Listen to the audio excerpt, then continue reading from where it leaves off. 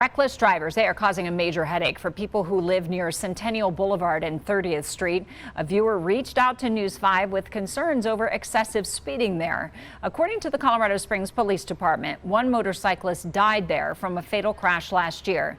Tonight, the viewer wants to know if law enforcement can do anything about the issue.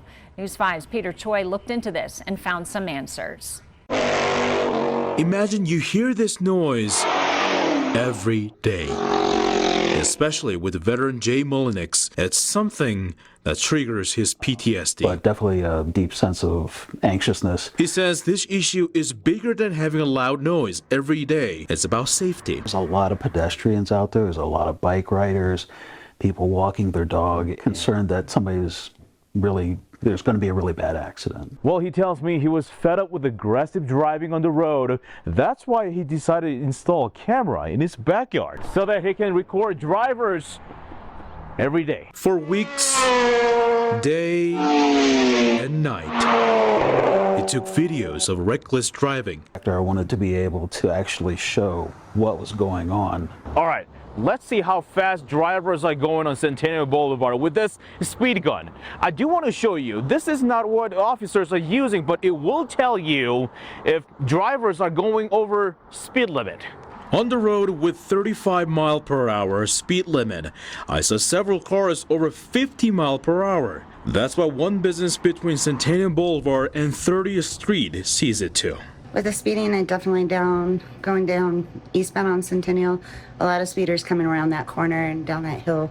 It gets pretty bad sometimes. I brought this issue to the Colorado Springs Police Department. Driving really fast.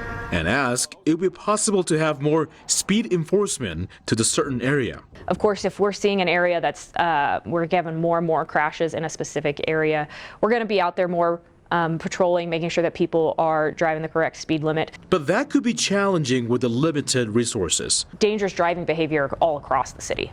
It's not just in this one area. And so we have to be strategic with how we plan enforcement. Jay, let me ask you this. Moving forward, what would you like to see in the future? I know that the cops can't be out there all day, but maybe a speed camera or something that just brings attention to the fact that we know that you're driving this fast. In Colorado Springs, Peter Choi, News 5. Peter, thank you. Digging deeper now into the number of speeding tickets given in Colorado Springs over the last few years.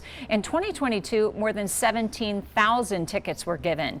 In 2023, they issued 500 fewer tickets than the previous year. This year, through October 15th, CSPD has already issued 16,759 tickets. As far as fatal accidents in Colorado Springs, in 2022, there were 42. That number went down to 36 in 2023. This year, up until the end of last month, there have already been 40 fatalities. It's important to note that speed was a factor in a majority of the traffic accidents, but not always the only factor. And you may remember back in May, City Council approved a plan to have marked vans with speed cameras in them. Civilians would run those vehicles. State law allows them to be placed near school zones, parks, residential areas, and construction zones. The goal is to have them ready by the end of the year. I checked with police and they told me they are not operating yet, but hope to have them up by early next year. The cost of the tickets would range between $40 to $80. According to our news partners at the Gazette, El Paso County leads the state in fatal accidents. The leading cause of these crashes is speed.